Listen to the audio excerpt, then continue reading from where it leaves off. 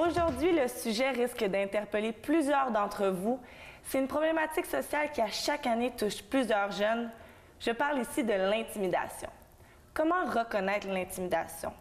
Selon Jeunesse J'écoute, l'intimidation, c'est lorsqu'une personne utilise sa force pour blesser, pour faire peur, pour exclure ou pour insulter quelqu'un. C'est toujours fait d'un acte délibéré et généralement répété. Quoi de mieux pour comprendre le phénomène que d'avoir avec nous en studio une personne qui a vécu l'intimidation?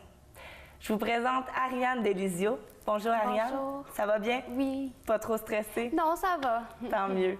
Alors, je vous explique, Ariane, elle est YouTubeuse et elle vient aujourd'hui avec courage. Il faut le mentionner parce que ça prend beaucoup de courage de s'ouvrir comme ça à la télévision. Oui. Donc, elle vient nous témoigner de son parcours scolaire qui a été difficile. Ariane, raconte-moi ton histoire. Comment l'intimidation est entrée dans ta vie? Ben moi, environ, c'est commencé au secondaire 2. Pas au début d'année, ça a vraiment été à moitié de l'année. C'est une ancienne gang d'amis, dans le fond, qui s'est un peu retourné contre moi. Mon ancien copain aussi, donc ça s'est comme formé un petit peu. Puis c'est vraiment comme avec les semaines qui ont déboulé que, tu sais, il y a eu plusieurs rumeurs. Il y avait beaucoup de gens qui parlaient de moi quand je passais dans les corridors, donc ça s'est comme amplifié. Puis à un moment donné, c'était juste toute l'école qui était rendue contre moi, donc c'était impossible que je passe dans un corridor sans entendre quelque chose. Fait que c'est ça, mais c'était beaucoup des filles, surtout mon ancienne gang d'amis, donc qui sont vraiment mis contre moi. Puis tu sais, j'avais beaucoup de menaces puis tout, fait que j'avais beaucoup de peur d'aller à l'école. C'était rendu vraiment intense dans ma vie, puis je me souviens que je pensais toujours à des façons de m'en sortir un petit peu, donc j'évitais les places où qui étaient. Donc c'était toujours comme un peu un cercle vicieux parce que j'étais toujours pognée à trouver des façons de les... Pour éviter le problème et non le régler. Exactement. Si je comprends bien, c'était ton cercle d'amis qui s'est retourné contre toi. Exactement. Est-ce qu'il est arrivé quelque chose ou c'est vraiment par leur choix personnel? C'est vraiment un événement qui est arrivé, dans le fond, c'est que j'ai menti sur quelque chose, donc ça l'a déboulé. On sait quand on est jeune, on voit ça comme tellement intense, donc j'étais la menteuse, puis tu sais, j'étais barrée, puis ils voulaient plus rien savoir de moi, puis ils me détestaient, dans le fond. Fait que c'était juste pour une affaire banale comme ça. Banale comme ça, puis je veux dire, au secondaire, je pense que ça arrive à tous les jeunes de mentir une fois. Ouais. Juste eux, ils l'ont peut-être pris personnel, puis là, ça s'est retourné comme contre toi. Exactement. Tu m'as dit que c'était rendu que toute l'école était contre toi. Ouais. Est-ce que c'est un peu la raison? Est-ce que tu penses que c'est juste les gens ont suivi? Je pense qu'ils ont suivi. Je pense que aussi j'avais quand même 2-3 amis qui sont restés, mais qu'à un moment donné, ils ont juste abandonné parce que tout le monde lui disait, ben tu peux pas être ami avec cette fille-là, personne l'aime, tu sais, elle est bizarre, puis tout. Ils voulaient vraiment t'exclure. Exactement. C'était vraiment ça leur plan. Puis, tu sais, ils ont réussi parce qu'à la fin, j'étais toute seule. Puis, tu sais, je mangeais dans les toilettes, j'étais toujours toute seule. Fait que, tu sais, ils ont réussi dans un sens, là. Ouais. Puis, tu devais pas vouloir aller à l'école?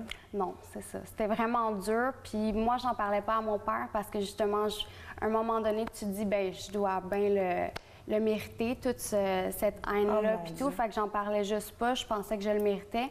Mais, tu sais, je mentais à mon père. Je disais, ah, je suis malade, tu sais, je veux pas y aller. Tu trouvais des fausses raisons pour manquer l'école. Mais, tu sais, quand j'étais malade 4 fois par semaine, là, tu sais, il était comme, non, tu vas à l'école. Il y a quelque chose qui cloche. Exactement. C'est quand que tu as pris conscience que c'était pas normal ce que tu vivais, que tu le méritais pas, puis que tu es allé chercher de l'aide? J'ai jamais été chercher de l'aide. Jamais? Non, j'ai toujours gardé ça pour moi. Puis c'est vraiment comme après, quand j'ai quitté l'école, que j'ai réalisé que c'était de l'intimidation que j'avais vécue. OK. J'ai jamais eu conscience que c'était de l'intimidation parce que je pensais que je le méritais, dans le fond. Fait que j'ai jamais été chercher de l'aide. Après avoir lâché l'école, as-tu décidé de consulter un psychologue? Oui, j'ai consulté un psychologue, puis c'est en parlant de ces choses-là que lui me dit que ce que je vivais, c'était pas correct, puis que c'était de l'intimidation. Puis c'est là que j'en ai pris conscience. Puis c'est là que j'ai voulu m'en sortir, justement, là. Fait que j'ai eu mon psychologue, puis j'en ai parlé à mes proches de ce que j'avais vécu. Finalement, tu as décidé de t'ouvrir. Exactement. Fait que là, je me suis rendu compte que j'avais quand même un bon cercle, puis que je pouvais m'en sortir. Tu m'expliquais que les gens t'intimidaient parce qu'ils te traitaient de menteuse, Donc, d'une certaine façon, il te donnait une image d'une fille que tu n'étais pas. Oui.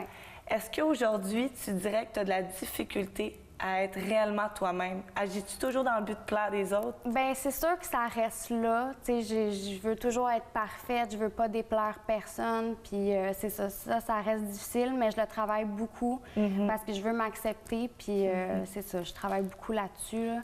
Mais je dirais que... À travers ta chaîne YouTube, c'est une façon d'être toi-même? Exactement. C'est vraiment là que je me sens le mieux moi-même. Je parle des choses que j'aime, puis je me retrouve avec des gens qui sont un grand cercle de mes abonnés. Donc, c'est là que je me retrouve vraiment plus à ma place, puis que je parle des choses que j'aime et tout.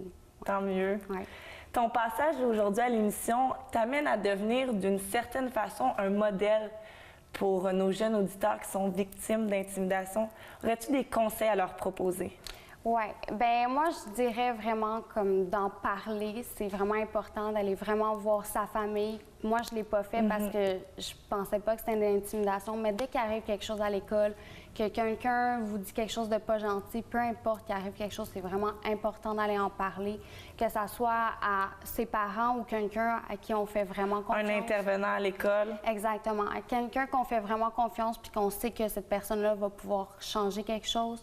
Parce que l'intimidation, c'est tolérance zéro, puis on ne peut pas accepter ça, puis il faut vraiment en parler. Ça va être la première chose qui va faire que ça va arrêter, justement. Oui, exact. Puis c'est le but aujourd'hui. Je suis vraiment contente que tu viennes pour en parler. Puis surtout, qu'on voit que toi, tu l'as comme accepté. Tu croyais que c'était normal ce que tu vivais alors que tu ne le méritais pas du tout. Non, c'est ça. Donc, non, c'est un beau message. Merci beaucoup pour ta présence. Ça fait plaisir. Mais aussi pour ton honnêteté. Merci.